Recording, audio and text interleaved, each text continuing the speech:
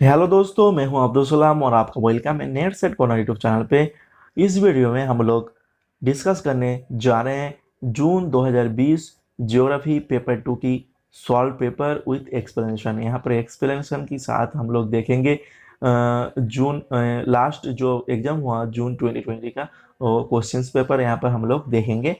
और ये part number 1 है। यहाँ पर 20 क्वेश्चन देखेंगे। दोस्तों, शुरू करने से पहले आप लोग हमें बता दो, इस बार का जो यूजीसी नेट का एग्जाम हुआ जून 2020 में, उसमें ज्योग्राफी पेपर से बहुत सारा क्वेश्चंस जो है शिफ्टिंग हुआ है। शिफ्टिंग किस तरीके से?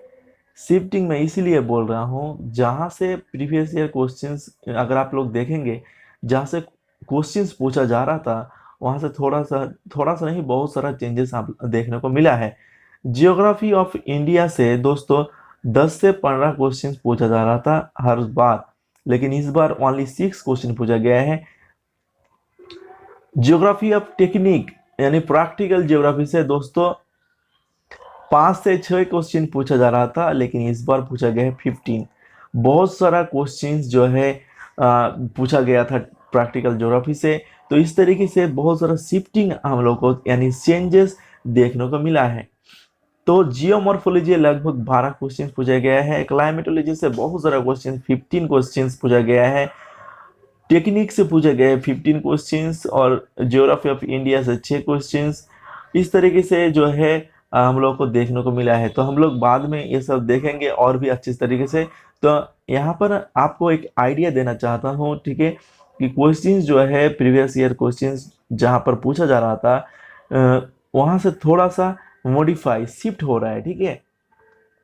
तो इसके लिए आप लोग को अच्छे से प्रिपरेशन लेना होगा और प्रीवियस ईयर क्वेश्चंस भी देखना होगा, ठीक है। क्योंकि यहाँ से प्रीवियस ईयर क्वेश्चंस से आप लोगों को बहुत सारा questions same to same exam में देखने को मिलेगा और एक कंप्लीट एक आइडिया मिल जाएगा, ठीक है, किस तरीके से क्वेश्चंस बनता है यूजीसी नेट की एग्जाम पे असिस्टेंट प्रोफेसर के लिए और जीआरएफ के लिए, ठीक है। दोनों सेम एग्जाम होता है। तो कंप्लीट एक आइडिया मिल जाएगा, ओवरव्यू हमने दे दिया आप लोगों को, ठीक है। और इस बार का एग्जाम थोड़ा थोड़ा सा मॉडिफाई हम लोग को देखने को मिला है, ठीक है। क्वेश्चंस की पॉइंट ऑफ व्यू से हमने फिर ही बताया कि थोड़ा सा शिफ्टिंग एंड चेंजेस हुआ है, तो वो दूर की बात है। चलिए देखते हैं अभी जो है फर्स्ट पार्ट 20 क्वेश्चन। तो चलिए शुरू करते हैं इस वीडियो को दोस्तों।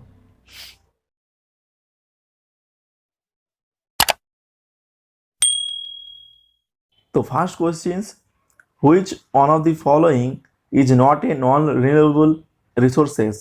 नॉन रिन्यूएबल रिसोर्सेज के बारे में पूछा गया है, लेकिन यहाँ पर देखिएगा क्वेश्चंस नॉट लिखा दिया। नॉट की वजह से ए हो जाएगा रिन्यूएबल, ठीक है। तो यहाँ पर क्वेश्चन में पूछा गया है कि कौन सा रिन्यूएबल एनर्जी है, ठीक है। यहाँ पर एग्जाम्पल दिया गया है 4। तो हम लोग देखते हैं, फर्स्ट फिश दिया गया है, प्लांट्स दिया गया है, fossil fuels and solar energy. तो एग्जाम्पल जो है डायरेक्टली आपको आप इजी से आप डायरेक्टली आंसर कर पाएंगे इजीली, उस तरीके से आपको एग्जाम्पल नहीं दिया गया। यहाँ पर घुमा घुमा फिरा के बहुत दूर का जो है एग्जाम्पल लेके आया है। यहाँ पर देखिए, फिश है, प्लांट्स है। अगर आपका यहाँ पर सोलर एनर्जी रहता, विंड एनर्जी रहता, ठीक है, और कोल, नेचुरल गैस, ये सब रहता तो आप इजीली एटम कर लेते हैं। लेकिन यहाँ पर देखिए थोड़ा ट्रिकी ऑप्शन दिया गया है। तो यहाँ पर जो आंसर होगा वो होगा ऑप्शन नंबर 4, सोलर एनर्जी। और fish, plants and fossil fuels जो है ये नॉन रिन्यूएबल रिसोर्स के अंदर आता है, ठीक है। अगर गूगल में आप लोग चेक करेंगे, लेकिन गूगल में दिखाएगा कि फिश, प्लांट्स, ये सब जो है आपका रिन्यूएबल रिसोर्सेज के अंदर ही आता है। लेकिन दोस्तों आप पर्टिकुलर एक फिश के बारे में समझिए, ठीक है। अगर एक फिश आपको दिया जाएंगे, ठीक है, और उसको आपने सपोज कीजिए मार दीजिएगा, ठीक है, आपने खा लिया, कुछ भी करके आपने उसको मार दिया, ठीक है, जान से हत्या कर दिया। प्लांट्स को आपने काट काट दिया, ठीक है, जला दिया, तो ये तो खत्म हो गया। आप तो दोबारा रीजनरेट नहीं कर पा रहे हैं ना, तो ये रिन्यूएबल रिसोर्स के अंदर नहीं आ रहा है, ठीक है। जो रीजनरेट कर पाएंगे वो आएगा रिन्यूएबल रिसोर्स के अंदर। तो सोलर एनर्जी जो है वो तो हर वक्त जो है हम लोगों को मिलता रहता है, ये रीजनरेट होता रहता है। तो इसके वजह से जो यहाँ पर आंसर होगा ये सोलर एनर्जी होगा। और फॉसिल फ्यूल्स जो है ये तो आपका नॉन रिन्यूएबल रिसोर्स आपको पता है, ठीक है। तो यहाँ पर देख लीजिए, यहाँ पर एक्सप्लेनेशन दे रखे हैं। तो यहाँ पर renewable resources and non renewable resources के बारे में डेफिनेशन दिया गया है और इसका एग्जाम्पल भी दिया गया है, यहाँ पर आप लोग पढ़ लीजिएगा। तो दोस्तों सेकेंड क्वेश्चन देख लीजिए, who is recognised as the founder of scientific marine meteorology. किसको founder of scientific marine meteorology बोला जाता है या जाना जाता है, रिकॉग्नाइज होता है, ठीक है। फर्स्ट ऑप्शन देखिए एल सीकिंग, second M F Maury, W M Davis, F P Shepard. तो इसका जो आंसर है वो है नंबर 2 एम एफ मॉरे। तो मॉरे देख लीजिए पाथ फाइंडर है ओशियंस का, ठीक है।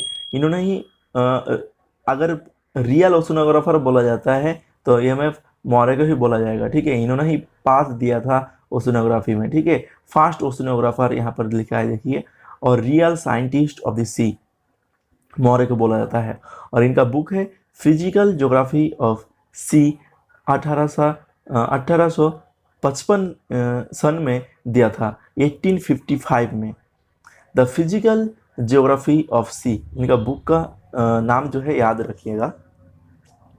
थर्ड क्वेश्चन में देखते हैं, यहाँ पर दिया गया है दो लिस्ट 1 में दिया गया है types of precipitation and list 2 में दिया गया है अप्रोक्सीमेट साइज, यहाँ पर साइज दिया गया है। और लिस्ट 1 में मिस्ट, यहाँ पर देखिए ऑप्शन ए में मिस्ट, स्नो, ग्रॉपेल एंड स्लिट दिया गया है। और इनका साइज देखिए 2 से 5। तो हम लोग को यहाँ पर मैच करना होगा, तो मैच करके जो आंसर आएगा वो आएगा आपका ऑप्शन नंबर 4, ठीक है। इस तरीके से यहाँ पर देखिए मिस्ट का साइज जो है 0.005 से 0.05 मिलीमीटर होगा, स्नो का होगा 1 मिलीमीटर से 20 मिलीमीटर, एंड ग्रॉपेल का होगा 2 से 5 मिलीमीटर, एंड स्लिट का 0.5 से 5 मिलीमीटर अप्रोक्सीमेटली साइज होगा। तो इसका आंसर होगा option number 4। Question number 4, who among the following define geography as a chorological science. किसने ज्योग्राफी को as a chorological science define किया था? P E. James, Hettner J, Richthofen and Darwin C. तो इसका जो आंसर होगा वो होगा ऑप्शन नंबर 2 हेटनर। लेकिन दोस्तों यहाँ पर ऑफिशियल जो आंसर किया था, फाइनल आंसर की, उसमें चारों ऑप्शन वॉल यहाँ पर जो है आंसर की दिया था कि वॉल, यानी चारों ऑप्शन सही है। लेकिन किताबों में आप लोगों को मिलेगा हेटनर, ठीक है। क्रोनोलॉजिकल साइंस को, ज्योग्राफी को डिफाइन किया था chronological science as a chronological science Hettner ने। क्वेश्चन नंबर 5, यहाँ पर फिर हम लोग को दो लिस्ट मिल रहे हैं। लिस्ट 1 में है मेजरमेंट मेथड्स एंड यहाँ पर दिया गया है डिवाइस बाय, यानी किसने ये मेथड्स दिया था। तो क्वेश्चन नंबर 5 का हम लोग यहाँ पर देख लेते हैं। रैंक और कोफिशिएंट जो मेथड है कैंडल ने दिया था, ओके। कैंडल देखिए यहाँ पर है, तो यहाँ से 3 हो गया। और क्रॉप यील्ड एंड कॉन्सेंट्रेशन इंडिसाइज इस, ये जो मेथड है ये दिया था जसबीर सिंह। जसबीर सिंह आपका यहाँ पर है, तो इसका आंसर जो देख पा रहे होंगे ऑप्शन नंबर ए होगा। And carrying capacity of land, ये जो मेथड है डेडली स्टैम्प ने दिया था। ये एक्चुअली एग्रीकल्चरल मेजरमेंट मेथड है ये सब। और इंडेक्स ऑफ प्रोडक्टिविटी एम साफी ने दिया था, ओके। तो क्वेश्चन नंबर 5 का आंसर हो जाएगा option number 1। Then question number 6, ria is an example of. Ria example कौन सी शोर का है? देखिए submerged upland shore, emerged upland shore, neutral shore and compound shore. तो इसका जो आंसर होगा वो है सबमर्ज्ड अपलैंड शोर। तो यहाँ पर एक्सप्लेनेशन देख लीजिएगा कहाँ पर मिलेगा। यहाँ पर लिखा है north west France, north west Eastman, south west Ireland में, अटलांटिक रीजन में, ये कोस्टल रीजन में देखा जाता है। ओके, तो नेक्स्ट क्वेश्चन में चलते हैं। एसर्सन रीजन हम लोग को मिला है, तो एसर्सन में क्या है? Along with water vapor, carbon dioxide is largely responsible for the greenhouse effect of the atmosphere. Water vapour के साथ कार्बन डाइऑक्साइड भी है जो लार्जली यानी रिस्पॉन्सिबल होता है ग्रीन हाउस इफेक्ट के लिए। जो एटमॉस्फेयर में जो ग्रीन हाउस इफेक्ट होता है, इसमें रिस्पॉन्सिबल है कार्बन डाइऑक्साइड भी। ये तो करेक्ट असर्शन है। और रीजन देखते हैं, carbon dioxide is not an important heat absorber. ये एक इनकरेक्ट स्टेटमेंट दिया गया है, तो यहाँ पर आंसर हो जाएगा 3। क्वेश्चन नंबर 7 का आंसर होगा 3। यहाँ पर मैंने एक्सप्लेनेशन भी दे रखे हैं, तो यहाँ पर देख लीजिएगा ग्रीन हाउस गैसेस क्या होता है और प्राइमरी ग्रीन हाउस गैसेस क्या क्या होता है, यहाँ पर देख लीजिए। एक बार मैं आप लोगों को बता देता हूँ। Water vapour, carbon dioxide, methane, nitrous oxide, ozone, ये सब जो है ग्रीन हाउस गैसेस हैं।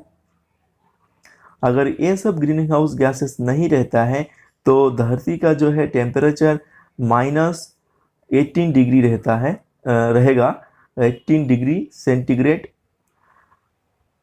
और इसके वजह से, ठीक है, water vapour, carbon dioxide, nitrous oxide, methane, इसके वजह से जो है अभी एवरेज टेम्परेचर जो है अर्थ का एट प्रेजेंट सेंचुरी या एरा 15 डिग्री है, ठीक है, 15 डिग्री सेंटीग्रेड है। Next question number 8। Which one of the following percentage of solar radiation reflected back and scattered to space? यहाँ पर पूछा गया है, जो हीट बजट आपने पढ़ा होगा, हीट बजट में आपने देखा है कि टोटल जो सोलर रेडिएशन 100% है और 100 की जो है कुछ ऑलमोस्ट 35% एनर्जी सोलर रेडिएशन वो धरती पे नहीं आता है, वो डायरेक्टली एटमॉस्फेयर में ही रिफ्लेक्टेड होके स्कैटर होके स्पेस में चला जाता है, ठीक है। तो यहाँ पर वही क्वेश्चन पूछा गया है, कितना परसेंटेज जो है solar radiation reflected and scatter होके स्पेस में चला जाता है? 15 नहीं, तो यहाँ पर ऑप्शन देखिए 58%, 12%, 30% एंड 20%। तो इसका आंसर होगा 30%, ऑप्शन नंबर 3। क्वेश्चन नंबर 8 का आंसर है ऑप्शन नंबर 3। तो यहाँ पर आप देख लीजिए, यहाँ पर ऊपर में देख सकते हैं जो total incoming short wave solar radiation है वो 100% है, लेकिन स्पेस में डायरेक्टली स्कैटर एंड रिफ्लेक्शन होकर चला जाता है लगभग, यहाँ पर देखिए 35%। तो क्लाउड्स के थ्रू, ग्राउंड के थ्रू और scatter energy lost to space, यहाँ पर देख सकते हैं 35% डायरेक्टली चला जाता है। और ये हीट बजट अच्छे से याद रखिएगा, यहाँ पर भी क्वेश्चन होता है, ठीक है, यूजीसी नेट के एग्जाम में। क्वेश्चन नंबर 9, यहाँ पर फिर 2 स्टेटमेंट दिया गया है, हम लोग फर्स्ट ऑफ ऑल देखते हैं। First statement, in any system of constant mass energy is neither created nor destroyed. और 2 सेकेंड में लिखा है the energy follow in the ecosystem is not unidirectional. तो यहाँ पर 2 स्टेटमेंट पढ़ के समझ में आया है कि इकोसिस्टम से क्वेश्चन पूछा गया है। इकोसिस्टम में जो एनर्जी फॉलो होता है उसके ऊपर जो है क्वेश्चन पूछा गया है। तो फर्स्ट स्टेटमेंट में पूछा गया है कि जो कांस्टेंट मास रहता है इसमें इकोसिस्टम में, वहाँ पर energy neither created not destroyed, यहाँ से एनर्जी क्रिएट भी नहीं होता है, डिस्ट्रॉय भी नहीं होता है, ठीक है। ये बिल्कुल करेक्ट स्टेटमेंट दिया गया है, क्योंकि इकोसिस्टम में एनर्जी क्रिएट और डिस्ट्रॉय नहीं होता है, वहाँ पर ट्रांसफ़र होता है एनर्जी। ओके दोस्तों, यहाँ पर एनर्जी ट्रांसफ़र होता है।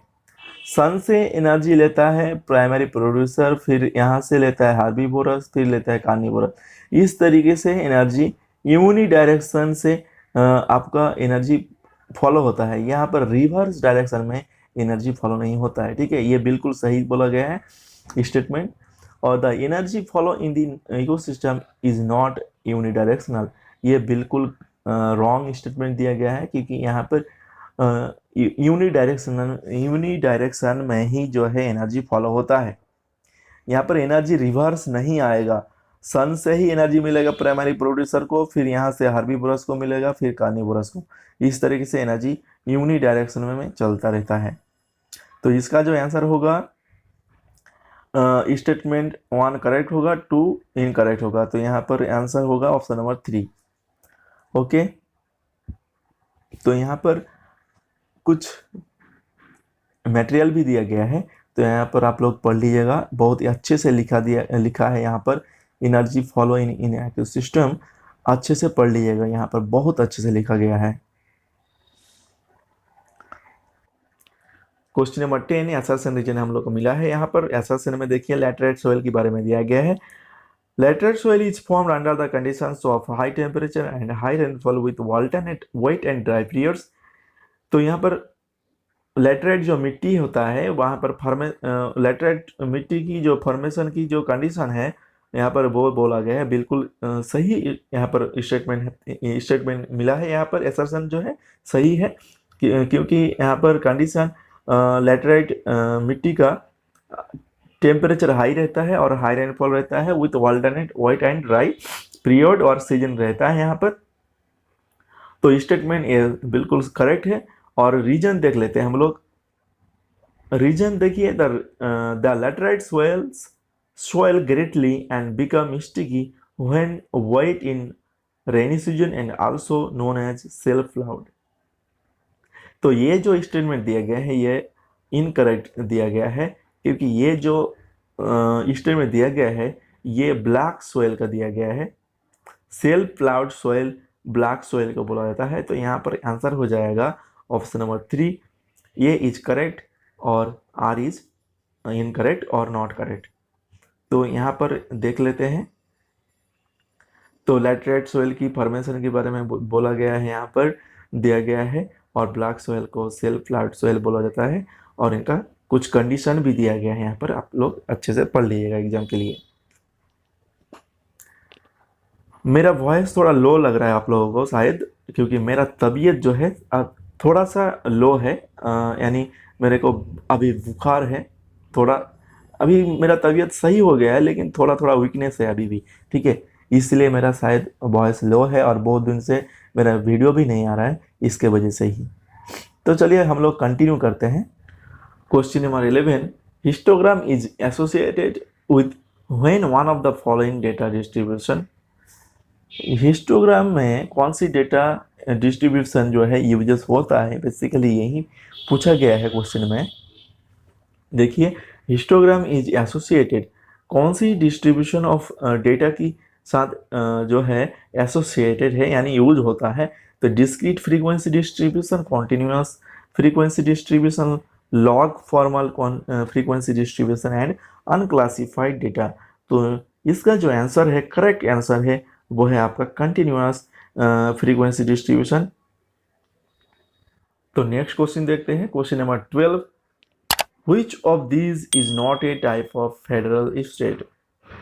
फेडरल स्टेट की कौन सा टाइप यहाँ पर नहीं है, इसी के बारे में पूछा गया। तो compromised, imposed, composite and centralised. तो इसका जो आंसर है वो होगा ऑप्शन नंबर 3, कॉम्पोजिट। कॉम्पोजिट और कॉम्पोजिट कुछ भी कह सकते हैं, ये आपका फेडरल स्टेट की टाइप नहीं है। ओके, तो फेडरल स्टेट की जो है टाइप देखिए, यहाँ पर कॉम्प्रोमाइज्ड है, इम्पोज्ड है, सेंट्रलाइज्ड। ठीक है, और आप लोग कमेंट बॉक्स में ज़रूर लिख के बताइए फेडरल जो स्टेट है इसका एग्जाम्पल कौन सा कंट्री है। ठीक है, फिर हम लोग चलते हैं नेक्स्ट क्वेश्चन की दिशा में। तो question number 13, sand dunes formed as long elongated ridges oriented at right angles to the wind direction are known as sand dunes। जो बनता है ridges की elongated और wind direction की right angle पे, तो उसको क्या बोला जाता है? Star dunes, barchans and transverse dunes and seifs. तो इसका जो आंसर है वो होगा ट्रांसवर्स ड्यून्स। तो ट्रांसवर्स जो ड्यून्स होता है इसका डायग्राम देख लीजिए आप। तो ये रहा आपका transverse dunes का diagram, and this one is the Barkhan, and last one is the longitudinal dunes or shapes। Question number 14, read the following statement regarding hypsometric curve। hypsometric curve की रिगार्डिंग यहाँ पर स्टेटमेंट दिया गया है। तो हम लोग को यहाँ पर देखना होगा करेक्ट आंसर्स कौन सी है, कौन सी करेक्ट स्टेटमेंट है। ठीक है, तो हम लोग को देखना होगा कौन सा करेक्ट है और कौन सा इनकरेक्ट है। तो फर्स्ट ऑफ ऑल ये नंबर पे देखते हैं, it shows the area height relationship of A drainage basins. यहाँ पर एरिया हाइट रिलेशनशिप दिखाया जाता है ड्रेनेज बेसिन का, ये बिल्कुल सही है। और convex curve indicates that bulk of the basins area remains at the relatively low elevation, ये सही नहीं है, इनकरेक्ट है। और ये concave curve is characterized by diffusive hill slope process such as landslide, soil creep, ये भी इनकरेक्ट स्टेटमेंट है। और लास्ट में देखते हैं option number D, the simple way to characterize the shape of the hypsometric curve for any drainage basin is to calculate hypsometric integral HD, ये बिल्कुल सही है। तो हिप्सोमेट्रिक का जो कर्व का दो हम लोग को सही स्टेटमेंट मिला है। तो फर्स्ट ऑफ ऑल ए और डी दो मिला है। तो देखिए ऑप्शन में कहाँ पर है, तो option number 3 is the correct answer. तो हम लोग यहाँ पर देख लेते हैं हिप्सोमेट्रिक कर्व। दोस्तों आप लोग देख पा रहे होंगे ये हिप्सोमेट्रिक कर्व का डायग्राम है। ठीक है, ये पूरा। तो आप लोगों को पता है कि 30% जो है लैंड है और 70% वाटर है। तो डायग्राम में भी देख सकते हैं। और हम लोग फर्स्ट जो ऑप्शन है उसमें एरिया हाइट रिलेशनशिप के बारे में देखा। तो यहाँ पर देखिए हाइट यानी एलिवेशन और डेप्थ दोनों दिखाया जाता है हिप्सोमेट्रिक कर्व में। ठीक है, तो लैंड एरिया का जो है सबसे जो हाईएस्ट जो आपका एलिवेशन है वो माउंट एवरेस्ट का है। ठीक है, ये शो किया है यहाँ पर। और सबसे डीपेस्ट जो ट्रेंच है मरियाना ट्रेंच जो एरियाज है वो भी यहाँ पर दिखाया गया है। तो आप आइडिया लगा सकते हैं क्या क्या चीज़ें यहाँ पर शो किया जाता है। ठीक है, बेसिकली ये अर्थ सरफेस का जो फीचर्स है एलिवेशन है यहाँ पर शो किया गया है रिलीफ फीचर्स की। ठीक है, तो this is the hypsometric curve. अब चलते हैं क्वेश्चन नंबर 15 की तरफ। The land capacity approach is that where land was graded according to its susceptibility to soil erosion under differing farming and forestry system of production.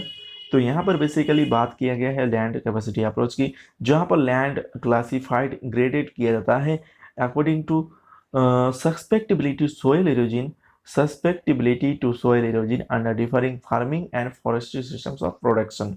तो statement जो है ये वाला करेक्ट दिया गया है, असर्शन जो है करेक्ट दिया गया है।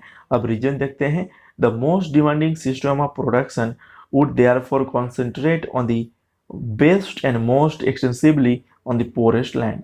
तो सबसे ज़्यादा जो डिमांडिंग सिस्टम ऑफ प्रोडक्शन है कॉन्सेंट्रेट होता है best and most extensively on the poorest land. ये भी जो है स्टेटमेंट सही दिया गया है, यानी रीजन भी सही है। लेकिन दोस्तों यहाँ पर देखिएगा लैंड कैपेसिटी अप्रोच की यहाँ पर बात किया गया है। ठीक है, और यहाँ पर मेनली फोकस किया गया है सिस्टम ऑफ प्रोडक्शन, जहाँ पर कहाँ पर कंसेंट्रेट ज़्यादा होता है। ठीक है, इसके ऊपर। तो दोस्तों दोनों स्टेटमेंट सही है, लेकिन एसेशन का जो रीजन है एक्सप्लेनेशन करेक्ट नहीं है। ठीक है, रीजन आपका करेक्ट एक्सप्लेनेशन करेक्ट नहीं है, इसलिए जो है इसका आंसर होगा both A and R correct, but R is not the correct explanation of A. Next question चलते हैं, question number 16. Question number 16. Who, according to Hudson, had set the direction of geographic thought for the future? हार्सन के मुताबिक किसने geographic thought की जो future की जो है डायरेक्शन सेट किया था, ठीक है. Who set the direction of geographic thought for the future according to Hudson? तो इसका ऑप्शन देख लेते हैं. Huntington, E.W. Vidal, de la Blache, E Semple and von Richthofen. तो इसका जो है करेक्ट आंसर है वो है ऑप्शन नंबर 4, वैन रिक्टोफेन. तो क्वेश्चन नंबर 17 देखते हैं. Which one of the following recycle periods is correct for oxygen? Oxygen की रिसाइकल पीरियड कितना है? यहाँ पर देखिए 100 years, 2000 years, 1000 years and 500 years. तो यहाँ पर इसका जो आंसर दिया गया था और इसमें यूजीसी नेट के एग्जाम पे वो दिया गया था 2000 years, 2000 years. Next question, question number 18. Identify the process of heating of the ocean water. Ocean water की यानी समुद्र की जो जल होता है, ठीक है, वो हीटिंग यानी गर्म कैसे होता है इसका प्रोसेस यहाँ पर पूछा गया था. तो गर्म होने की जो प्रोसेस है, तो यहाँ पर 4 प्रोसेस के बारे में बोला गया था. इनमें से कौन सा करेक्ट प्रोसेस है हम लोग को देखना होगा. तो option number A, absorption of radiation from the sun, ये बिल्कुल सही है. सन की रेडिएशन यानी इंसुलेशन जो एब्जॉर्ब करेगा उसके वजह से जो है ओशियन वाटर हीट करेगा, ठीक है, ये बिल्कुल सही है. बी देखते हैं, ट्रांसफॉर्मेशन ऑफ काइनेटिक एनर्जी, ये भी बिल्कुल सही है.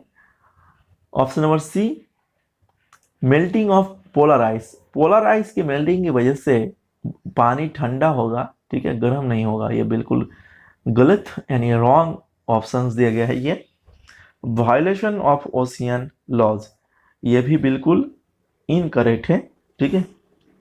तो यहाँ पर हम लोग को मिला है A and B. A and B कहाँ पर है? ऑप्शन नंबर 3 पे देखिए, option number 3 A and B. तो absorption of the radiation from the sun, ये हो गया एक, और एक हो गया transformation of kinetic energy. Question number 19. 2 dimensional diagrams are also known as. 2 dimensional diagrams को और किस नाम में हम लोग जानते हैं? Size, volume, ratio and area. तो इसका आंसर हो जाएगा एरिया, ठीक है. 2 डायमेंशनल डायग्राम को एरिया और सरफेस डायग्राम में भी इस नाम पे भी हम लोग जानते हैं, ठीक है. यहाँ पर अगर सरफेस रहता तो यहाँ पर सरफेस हो जाता, ठीक है. इसमें आप लोग कंफ्यूज मत हो जाना. लास्ट क्वेश्चन देखते हैं, क्वेश्चन नंबर 20 फॉर टुडे, ठीक है. आज की लेक्चर का ये लास्ट क्वेश्चन है. यहाँ पर हम लोग को मिला है असर्शन एंड रीजन. तो असर्शन देखते हैं. First of all, von Thunen argued that the sectoral fields are the most irrational, reducing the time spent by the farmers in traveling around the farm. तो von Thunen यहाँ पर ये statement जो है बिल्कुल इनकरेक्ट है, ठीक है, करेक्ट नहीं है. von Thunen सेक्टोरल फील्ड्स के बारे में कुछ बोला नहीं था, ठीक है. उसका अगर आप देखेंगे तो सेक्टोरल फील्ड्स के बारे में कुछ बोला नहीं गया था, और टाइम के बारे में भी यहाँ पर कुछ नहीं बोला था. ट्रैवलिंग जो टाइम स्पेंड को कम करते हैं ये सब कुछ नहीं दिया गया था. तो रीजन देख लेते हैं. Sectoral fields are not common. Sectoral fields are not common but they are used in varying farming systems and, ये फार्मिंग होगा, varying farming systems and environment. ये जो स्टेटमेंट दिया गया है ये सही दिया गया है, ठीक है. तो की सेक्टोरल फील्ड्स को आप वेरियस फार्मिंग सिस्टम में आप यूज कर सकते हैं डिफरेंट एनवायरनमेंट और फार्मिंग सिस्टम में, ठीक है. तो यहाँ पर इसका आंसर हो जाएगा ऑप्शन नंबर 4. तो assertion is the incorrect, not correct, और रीजन हो जाएगा करेक्ट. तो दोस्तों आज की इस वीडियो में हम लोग कवर किए हैं total 20 questions of the last years June 2020 geography questions of NTA UGC NET. अगर ये वीडियो अच्छा लगे तो प्लीज़ दोस्तों वीडियो को लाइक कीजिएगा, और चैनल में नए हैं तो चैनल को सब्सक्राइब करके बेल आइकन को प्रेस कर लीजिएगा। मिलते हैं नेक्स्ट पार्ट में। Thank you for watching this video. Thanks a lot.